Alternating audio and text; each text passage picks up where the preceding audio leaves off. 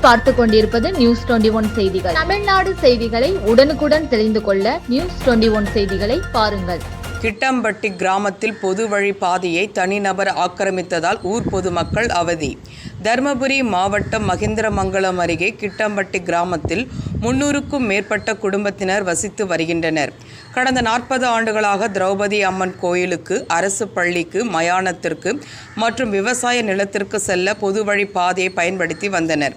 சில ஆண்டுகளுக்கு முன்பு பொது வழி பாதை அருகே இருந்த விவசாய நிலத்தை போத்தராஜ் என்பவர் வாங்கி விவசாயம் செய்து வந்தார்.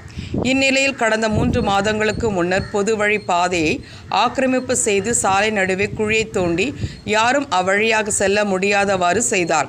இதுகுறித்து ஊர் பொது மக்கள் பாலக்கோடு டிஎஸ்பியிடம் புகார் அளித்தனர். சம்பவ இடத்திற்கு சென்ற டிஎஸ்பி மனோகரன் ஆக்கிரமிப்பை அகற்றி பொது வழி பாதையில் ஊர் மக்கள் செல்ல தடை செய்யக்கூடாது என எச்சரித்து சென்றார்.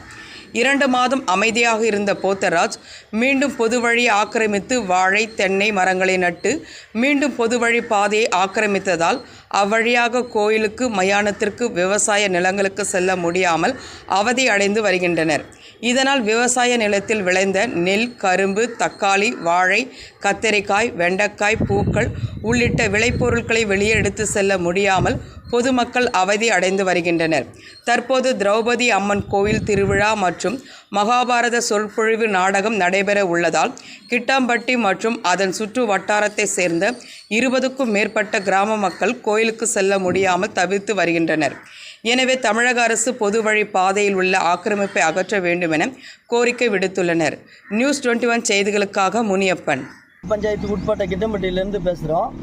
நாங்கள் இந்த ஊரில் சுமார் ஒரு 1000 பேர் இருக்கிறோம். அதில் விவசாயின்னு பார்த்தீங்கன்னா ஒரு 400 விவசாயி, 500 விவசாயி இருக்கிறோம். விளைபொருள் எல்லாமே இந்த பிரச்சனைக்கு உள்ளான வழியில் தான் பேசுகிறோம். அந்த வழி பார்த்தீங்கன்னாக்க 40 வருஷமாக போயிட்டுருக்குது. அதில் பார்த்தீங்கன்னா விவசாயம் மட்டும் இல்லாமல் ஸ்கூல் குழந்தைங்க, கோயில் மற்றும் சுடுகாடுக்கு முக்கியமாக போனோம் இறந்தவங்களை எடுத்து செல்றதுக்கான உண்டான வழியும் இது.